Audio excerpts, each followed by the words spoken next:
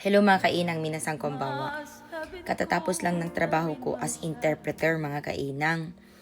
Buti na lang, hindi ako sa field ngayon. Sa bahay lang. Pero isang oras mahigit din yon. Sa Zoom kami. Sabi ko sa mga anak ko, wag kayong maingay mga anak, may trabaho si mami, sabi ko. Nagbubulungan sila doon sa salas. Matatawa na sana ako dahil sa bulungan nila. Bigla silang bumaba doon sa kwarto ni ate doon sa baba. Buti na lang. Parang narinig nila na parang iba yung boses ko. Nung matapos na yung trabaho ko, sabi ko, mga anak, umakyat na kayo. At nagsitakbuhan sila. Anong gusto yung ulam? Magluluto na ako, kako. Sabi naman ni ate, sinigang, mami, gusto ko. Sabi niya, sinigang tabetay. Sabi niya, ang tabetay kasi gusto kong kumain.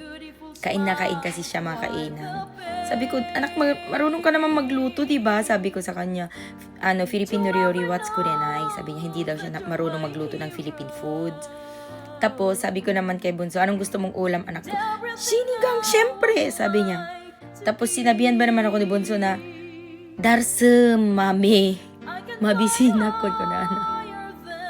Tapos, nagulat si ate. Sabi niya, alam mo yung darsem? Sabi niya. Oo, sabi niya. Anong ibig sabihin nun? Bilisan mo, mami. Gutom na ako. Ay, nakonsesay ako mga kainang pag nandito si ate sa bahay. Sana umuwi ka na dito, anak kako. Para libre na yung bahay mo, libre na lahat ng babayaran mo, hindi ka na magpapakahirap, para yung pambayad ng bahay mo, gagamitin mo na lang, is-saving mo kasi gusto mong mag-tour, diba, sa iba't ibang bansa, sabi ko. Sabi niya, pag-iisipan ko, mami. Sabi niya, sana nga umuwi ka na, anak. Sabi ko, nalulungkot si mami. Hindi ako pabata ng pabata. Hindi rin ako araw-araw na malakas. Sabi ko, si mami, ang bata-bata mo pa. Maiintindihan ko kung si daddy ang nagsabi ng ganyan sa akin. Sabi ba naman, mga kainang? Ang kulit ng batang to. Tapos yun, naglaro na silang magkapatid. Yan si ate mga kainang. Kahit anong sabihin ng kapatid niya, inile-level din niya yung sarili niya sa bunso. Mahal naman niya yung kapatid niya mga kainang. Tapos pag nagalit si ate naman, si Serena, iiyak lang yan. Tapos iyakapin niya yung ate niya.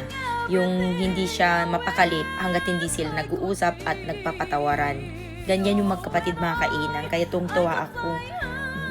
Wala ding selfish sa kanilang dalawa. Pati yung showman ko, pati yung stepdaughter ko, ganyan din sila. Kaya close silang magkakapatid, kaya masayang-masaya ako mga kainang. Maraming salamat ulit, napakwento ulit ako. God bless you all mga kainang. Maraming salamat.